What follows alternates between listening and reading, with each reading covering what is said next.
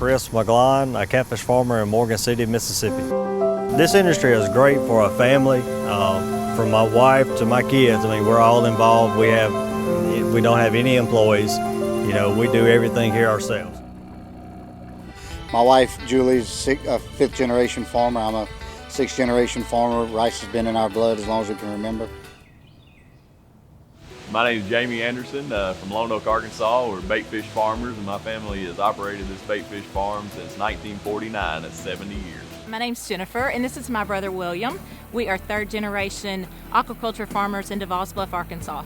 We do have our second, third, and fourth generation right now that are working on the farm, and we are selling to our second, third, and fourth generation customers. The constant ideal water temperatures, the velocity of water that flows through our farms, the care we take when handling our fish, every aspect of the rearing process is constantly scrutinized, and nothing is taken for granted. Here on our farm, you know, we really stress our water quality and make sure that our water is filtered naturally through a raceway system.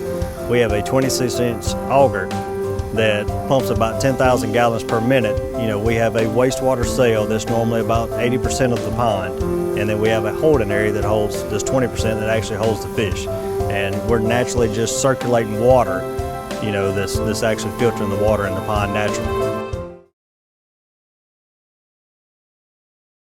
As farmers, we're the ultimate environmentalists, and you know, we just want to leave this land better than it was for the next generation. We can hold shallow floods like in this field right here and really support a lot of the migratory birds.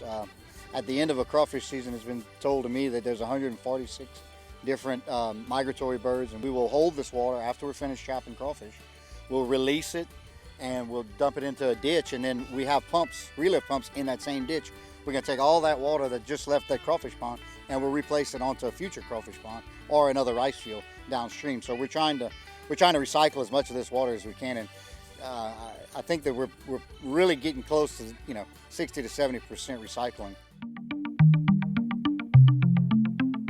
The more efficient an animal is in converting grain or feed products into protein, the better it is for the environment, the better it is for all of us. It's less land taken up by farming that could be used for other things.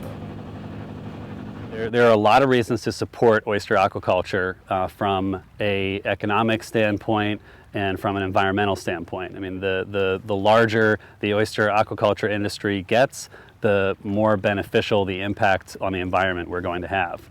You know, we've done a really good job of choosing ways to grow oysters in such a way that you wouldn't really notice that we're even here. And that's, I think, the goal. With the crop valued at over $200 million, crawfish is really huge to the local economy.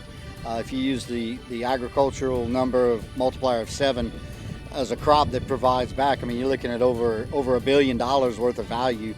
We're buying fuel for pumping, we're buying boats, we're buying traps, we're buying bait.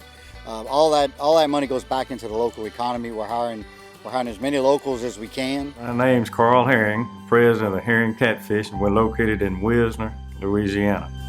Well, we employ about 175 people in the whole operation. There's about 130 in the processing plant.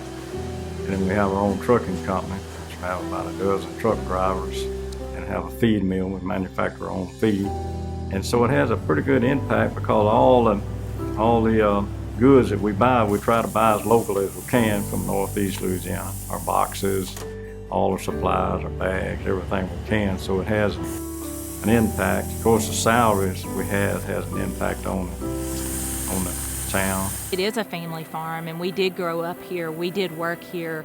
We helped build all of these ponds after my grandfather and my dad started working that. We did that together as siblings, and this is a very important heritage for us. We love how we grew up. We learned how to work hard, but we also learned how to love hard.